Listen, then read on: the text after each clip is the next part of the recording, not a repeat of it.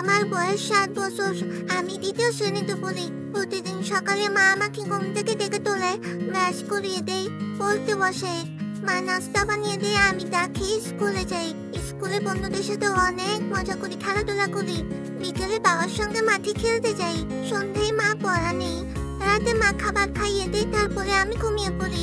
মায়ের আদরে আর বাবার সঙ্গে আমার দিন কেটে যায়। কিন্তু এই একই শহরে একই আকাশের নিচে আরেক শিশুর জীবন একেবারে ভিন্ন। আমি তুহিন, আমার বাড়ি নেই, মা বাবাও নেই। স্টেশনে এখন আমার সবকিছু। প্ল্যাটফর্মে ঘুমাই, বরফের মতো ঠান্ডা মেঝেতে। কখনো খাবার পাই, কখনো দিনের পর দিন খালি পেটে ঘুরি। ট্রেন আসলে সবার পিছনে ছুটে যায়, কারো ফেলে দেওয়া খাবার খুঁজি। কেউ একটু সহানুভূতি দিলে মনে হয় আমি এখনো মানুষ। পড়াশোনা করতে পারি না, স্কুলের কথা শুধু শুনেছি।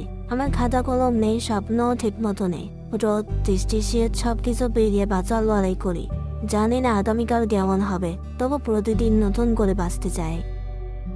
আমরা প্রত্যেকে প্রথম শিশুটির কথা জানি, কিন্তু দ্বিতীয়টি, তাদের প্রত্যেকে আলাদা আলাদা গল্প আছে। আমরা হয়তো সকলের গল্প তুলে ধরবো না, তাদের মধ্যে একজনের গল্প আজ আপনাদের সাথে শেয়ার করব। Kamalapur railway station. আকাশটা মেঘলা, বর্ষাকাল চলছে। এই স্টেশনে প্রতিদিন হাজার হাজার মানুষের আগমন হয়। পাশেই মেট্রো রেলের কাজ চলমান।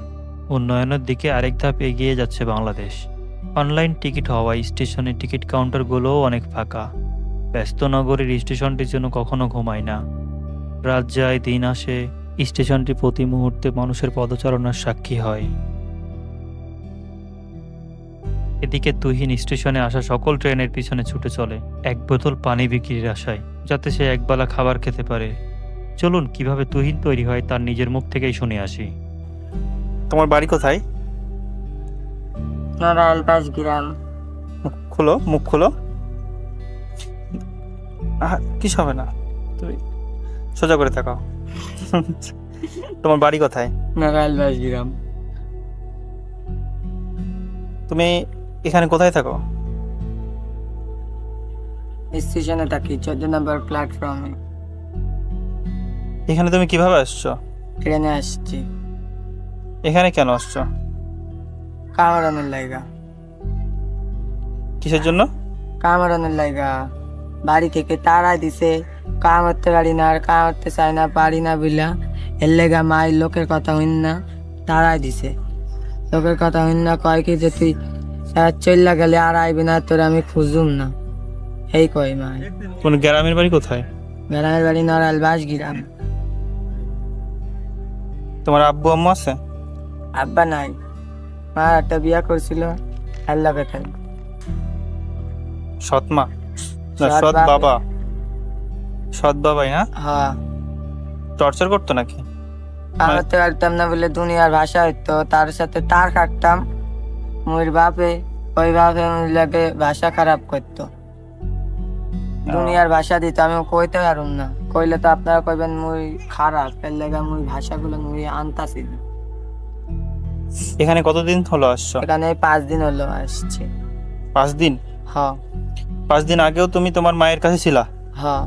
মায়ে তারাই দিছে, ঘর থেকে বের করে দিছে? মা কইতে কি তুই আর আইবি না, আর যদিও যাস আর কোনোদিন আইবি না, তোরে আমি খুঁজুম না, চলে যাবি গা।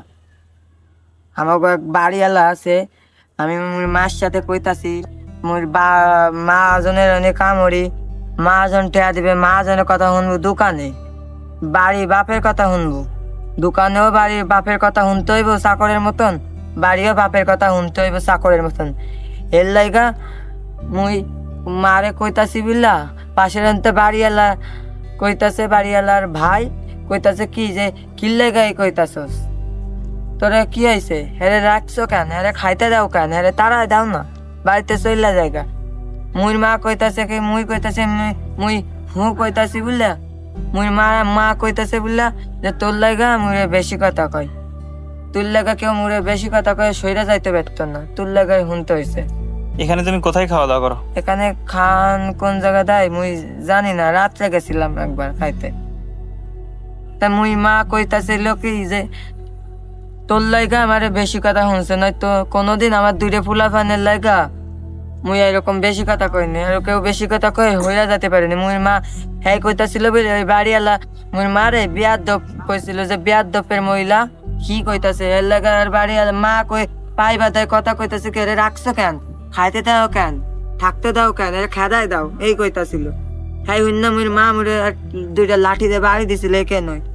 আর মুই মা কইতালো কি যে তুই চলে যা। মুই কইতাম কি চলে গেলে ভালো হইতো, তাই কিছু চলে যা, তুই আজকে চলে যা, তুই আর আইবি না কোনোদিন, তোর আর বিচাইব না এই কইতাছিল মুই মা। এর লেগা মুই কাজে আনার কথা মুইরে কইছে লেগা আমি মুই হাইটটা যশোর চলে আইছি। এরপরে বাকিটা পথ একজনের কাছে একজন 50টা টিয়া দিছিল, হ্যাঁ স্টেশনে চলে আসছিলাম, যশোর স্টেশনে। আচ্ছা, এরপরে এনে চলে আইছি, সদরঘাট চলে আইছি গা। তোমার এখানে রাস্তায় রাতে ঘুমাতে কষ্ট হয় না? হইলে কি করমু, মায়ের কথা মনে পড়ে? মনে পড়লে আর দরকার নাই। উনি থাকলে কষ্টই পাইতে হবে, এনে থাকলে কেউ আমার গালি দিবে না, এই করবে না, এনে সবাই আপন মনে করে নিছে, যার সাথে থাকে সবাই আপন মনে করে নিছে। এদের মাঝে এনেই থাকবো, মইরা গেলেও এনে থাকবো, এদের মাঝেই থাকবা? হ্যাঁ।